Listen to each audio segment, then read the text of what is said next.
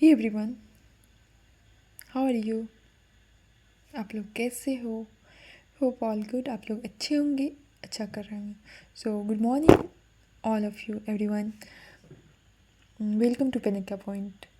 तो चलिए आज हम क्या देखेंगे, बजट देखेंगे। हाँ मुझे पता है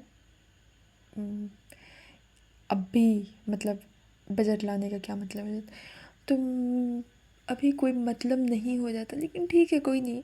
अगर आप पढ़े हैं तो एक बार रिवीजन हो जाएगा, गो थ्रू कर लीजिए।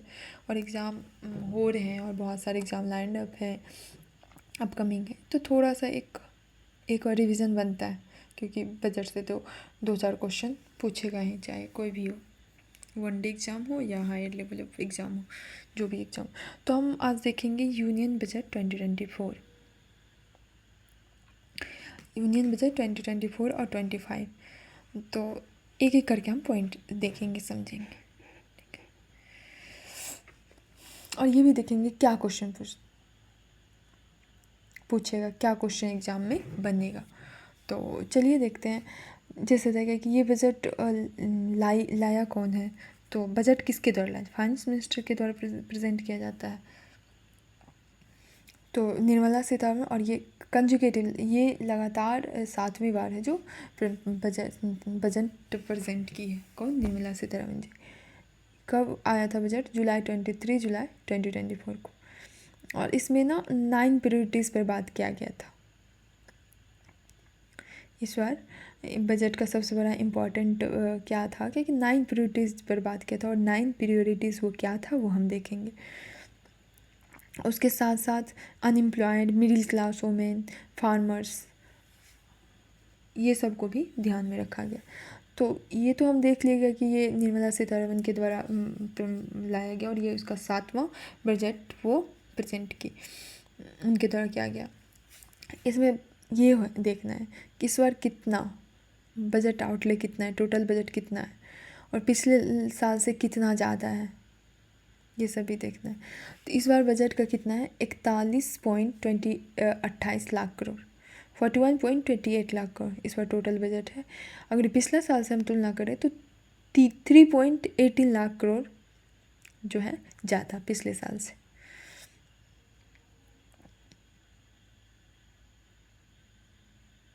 पिछले साल 37 पॉइंट कुछ था। तो इंडिया का ग्रोथ रेट अगर 2024 फाइनेंशियल ईयर में देखा तो 8.2 हुआ। इंडिया का ग्रोथ 8.2। फिजिकल डेफिसिट का बात करें हम तो जीडीपी का 4.9%, याद रखना। फिजिकल डेफिसिट का बात करें तो जीडीपी का 4.9%।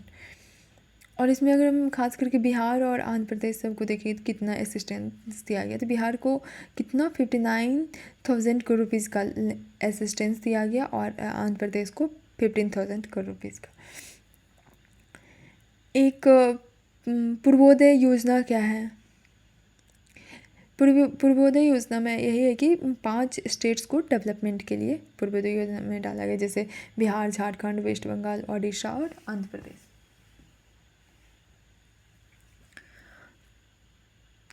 इस बार थीम इम्पॉर्टेंट हो जाता है। बजट, टोटल बजट क्या था वो आपको याद रखना होगा, बजट का थीम क्या था ये याद रखना होगा, बजट इस बार किस चीज़ पे फोकस कर रहा था ये याद रखना होगा, और इस बार कितने प्रायोरिटीज़ बजट में डाले गए वो याद रखना होगा। ये सब बेसिक है, वनडे अगर ज़्यादा डेप्थ में नहीं पूछ रहा है। और फिर बाकी आप हायर लेवल पे एग्ज़ाम में जा रहे हैं तो वो तो फिर पूछेगा कि कितना फिजिकल डेफिसिट रहा, कितना रेवेन्यू डेफिसिट रहा, कितना प्राइमरी डेफिसिट रहा, या फिर वो ना पर स्कीम कितना बजट का मतलब एलोकेशन हुआ, जैसे मनरेगा को कितना दिया गया, एजुकेशन सेक्टर को कितना दिया गया, डिफेंस सेक्टर को कितना दिया गया, ये सब चीज़। तो इस तरीके से होगा। तो इस बार थीम था बजट का क्या? Road map to achieve the goal of विकसित भारत। रोड मैप, एक ऐसा रोड मैप तैयार करना है जिससे कि हम विकसित भारत का गोल को अचीव कर सकें। और इस बार 4 कैटेगरी पर वो फोकस रखा गया, पुअर, वुमेन, यूथ और फार्मर। 2024 और 25 में ये 4 ही हाईलाइट आप कह सकते हैं। तो पुअर, वुमेन, यूथ और फार्मर। और 9 प्रायोरिटीज़ जो हम बात कर रहे थे डेवलप्ड इंडिया का, वो तो देख लेते हैं। Productivity and resilience in agriculture, agriculture को प्रायोरिटी दिया गया और उसमें कहा गया एग्रीकल्चर का प्रोडक्टिविटी और रिजिलियंस का बात किया गया।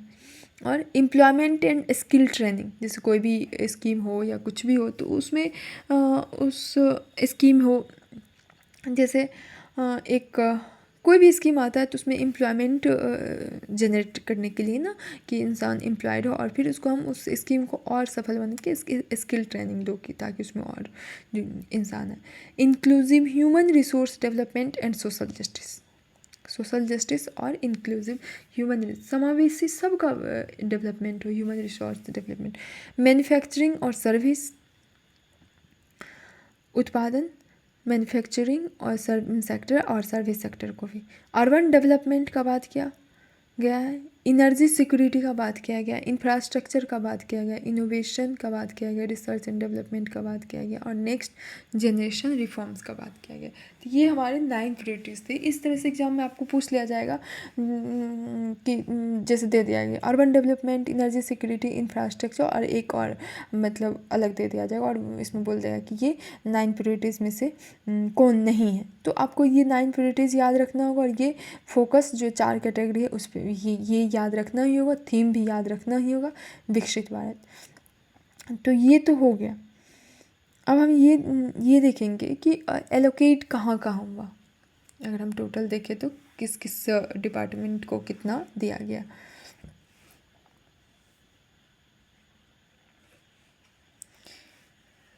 जैसे फंड एलोकेशन अभी जो हम बात करें, जैसे मनरेगा को कितना फंड दिया गया है, 86,000 crore, 86,000 crore rupees. Solar grid, ऐसे भी सोलर एनर्जी में जापान को पीछे करके इंडिया 3rd रैंक पे आ गया है। तो सोलर एनर्जी ग्रिड में कितना 10,000 करोड़ रुपीज़ एलोकेट। R&D के लिए, रिसर्च एंड डेवलपमेंट प्रोजेक्ट के लिए 1,200 करोड़, 1,200 करोड़। सेमीकंडक्टर हम देख रहे हैं, इंडिया सेमीकंडक्टर कुछ हब हो रहा है, और फिर ग्लोबली भी आगे आ ही जाएगा कुछ आने वाले समय। Development and display manufacturing of semiconductor की मैन्युफैक्चरिंग के लिए कितना 6,903 करोड़। न्यूक्लियर एनर्जी, इसके लिए भी बहुत सारे प्रोजेक्ट ला रहे हैं, बहुत सारे। तो उसके लिए कितना 2200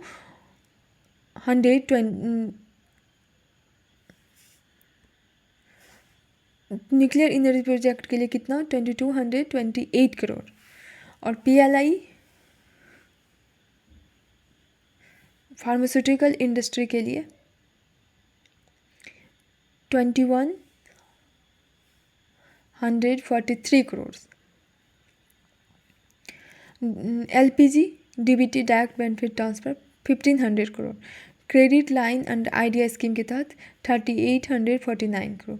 ये सब था, ये हैवी अमाउंट था और बजट एलोकेशन।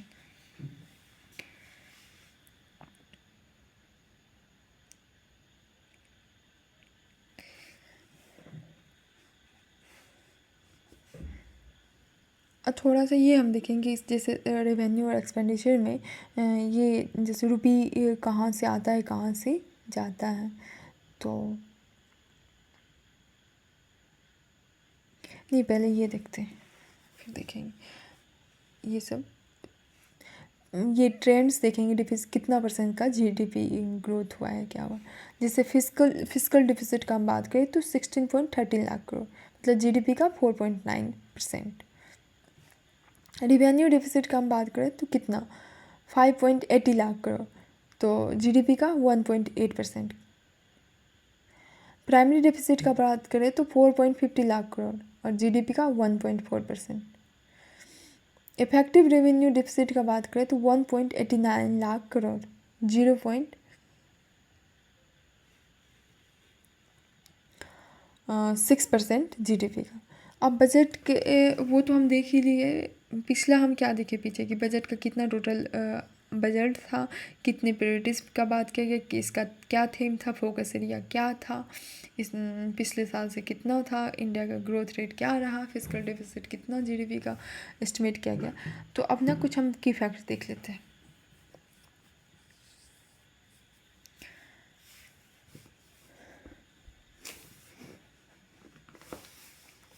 जैसे बजट 2024-25 हम देखें तो 10,000 read based bio input centre setup किया जाएगा। 10,000 बायो इनपुट सेंटर को सेटअप किया जाएगा। और कितना है क्या है फर्स्ट टाइम एम्प्लॉय ईपीएफओ के तहत जो फर्स्ट टाइम एम्प्लॉय जो रजिस्टर्ड होंगे ईपीएफओ के साथ उसको ना 1 मंथ का सैलरी दिया जाएगा 15,000 3 इंस्टॉलमेंट में। ठीक है। 20 लाख यूथ को स्किल्ड किया जाएगा, मतलब एक टारगेट रखा है कि अगले 5 सालों में 20 लाख यूथ को स्किल के थ्रू हम जॉब देंगे, एम्प्लॉयड करेंगे स्किल के थ्रू। 1000 इंडस्ट्रियल ट्रेनिंग इंस्टीट्यूट को हब में अपग्रेड किया जाएगा। क्या है कि 1000 इंडस्ट्रियल ट्रेनिंग इंस्टीट्यूट को हब में अपग्रेड किया जाएगा। फिर अगला है 5 साल, अगले 5 सालों में 500 टॉप कंपनी जो है उसमें 1 करोड़ यूथ 1 करोड़ यूथ को इंटर्नशिप अपॉर्चुनिटी दिया जाएगा कि टॉप के 500 कंपनीज जो हैं उसमें आप जाके इंटर्नशिप कर सकते हैं। 1 करोड़ यूथ को दिया। 3% rebate on interest on loan up to 10 lakh for higher education in domestic. अगर आप मतलब डोमेस्टिक मतलब इंडिया के अंदर रह के अगर आप हायर एजुकेशन लेते हैं तो 3% का रिबेट किया जाएगा इंटरेस्ट, आप कितने 10 लाख अगर लेते हैं तो।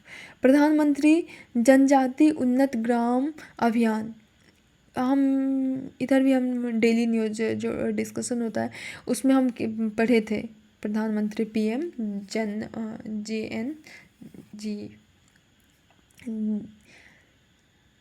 प्रधानमंत्री जनजाति उन्नत ग्रामीण योजना। इसमें यही है क्या कि जो भी खास करके ये पीवीटीजी वाले होते हैं, जो भी एसएसटी जो भी ये ट्रैवल्स होते हैं उसको उसके ना सोशियो इकोनॉमिक कंडीशन को उठाना है, उसको बूस्ट करना है। सोशियो इकोनॉमिक कंडीशन कैसे बूस्ट होगा कि हम उसको पहले तो मुख्य धारा में लाएंगे, फिर उसके बाद उसको जो भी बेसिक फैसिलिटीज़ वो प्रोवाइड करना होगा। तो इसमें अभी शुरू में सोशियो इकोनॉमिक ट्रैवल कम्युनिटी और शुरू में और बोला है कि 63,000 विलेज ऐसे विलेज को कवर किया जाएगा। अगला है कि इंडियन पोस्ट पेमेंट बैंक जो है 100 से भी ज़्यादा ब्रांच में सेटअप किया जाएगा। नॉर्थ ईस्ट जो भी नॉर्थ ईस्ट रीजन है वहाँ जो इंडियन पोस्ट पेमेंट बैंक का सेटअप किया जाएगा। अगला है मुद्रा लोन।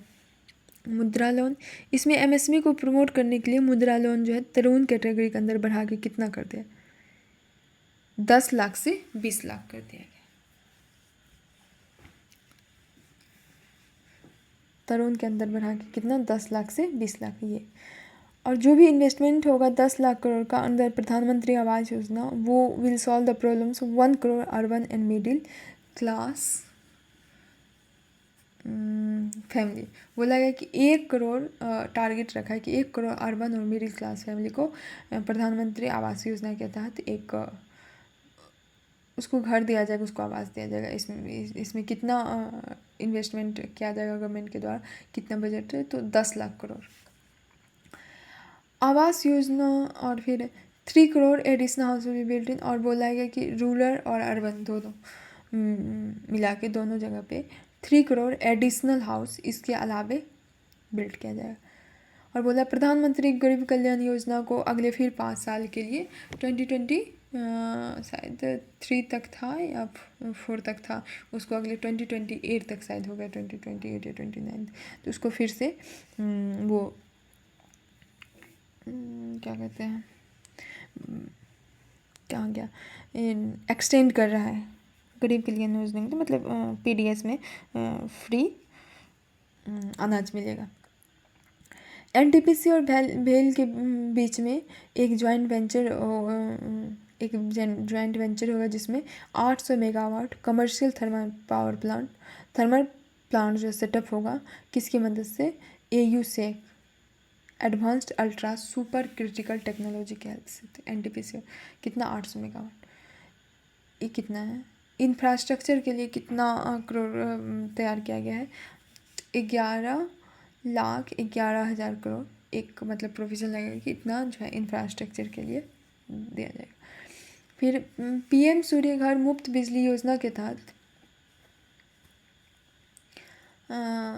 1 करोड़ फैमिली को जो है इलेक्ट्रिसिटी फ्री इलेक्ट्रिसिटी दिया जाएगा। मतलब हर महीने 300 यूनिट उसको फ्री दिया जाएगा।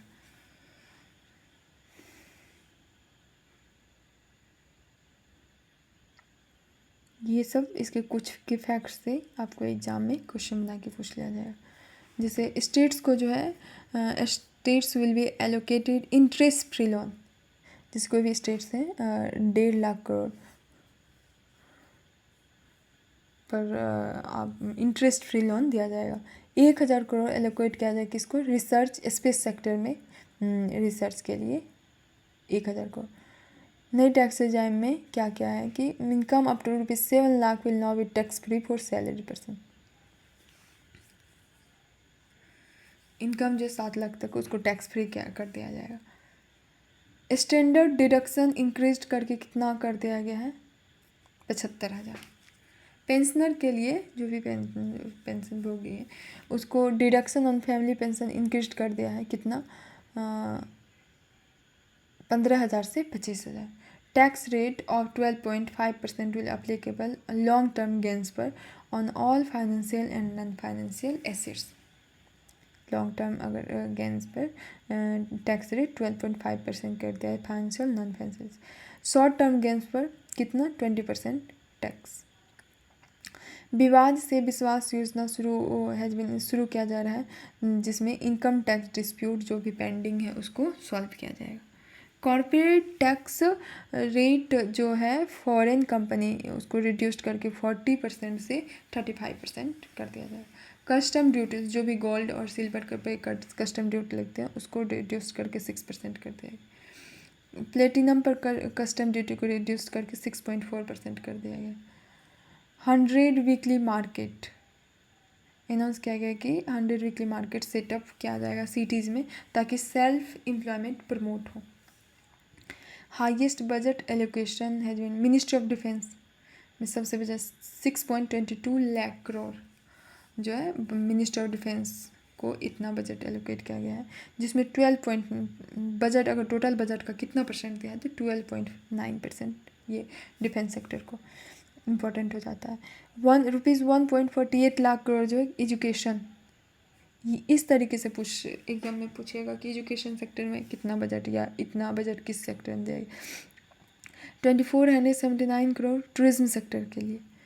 7300 करोड़ एलोकेट किया गया है आयुष्मान भारत प्रधानमंत्री जन आरोग्य योजना के तहत।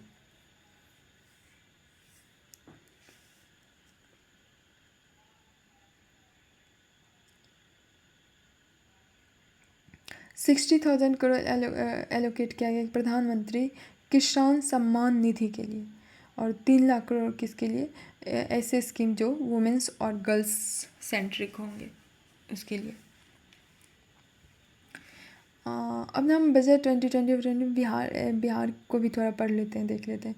जैसे प्रोजेक्ट जैसे 59,000 करोड़ जो है अनाउंस किया गया डायरेक्टली बिहार के लिए बजट में डायरेक्टली अगर बिहार के लिए 59,000 करोड़ स्टार्टिंग में ही पढ़े थे, जिसमें बोला गया है कि एक्सप्रेस वे तैयार होगा पटना से पूर्णिया, भागलपुर से बक्सर, बोध गया, दरभंगा, ये सब।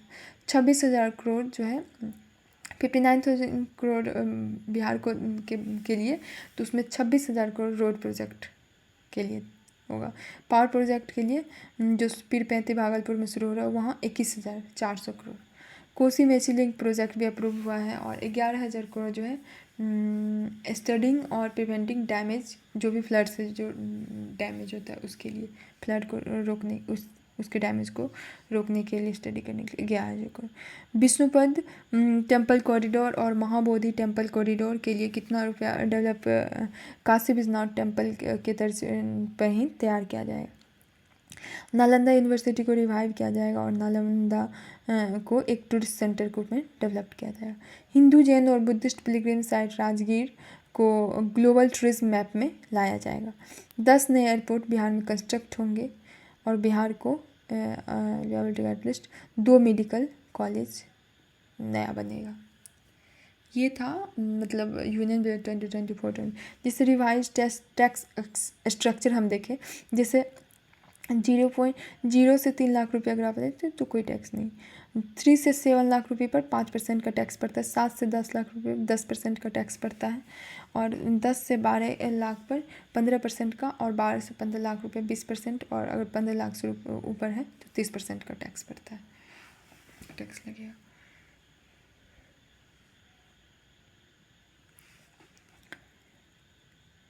ये थोड़ा जैसे एक्सपेंडिचर हम देखते हैं वेरियस आइटम्स पर। अगर rupees in crore, total 48,20,512 crore.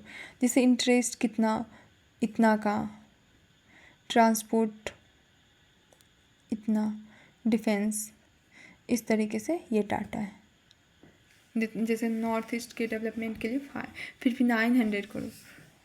जैसे एजुकेशन के लिए 1,25,638 करोड़।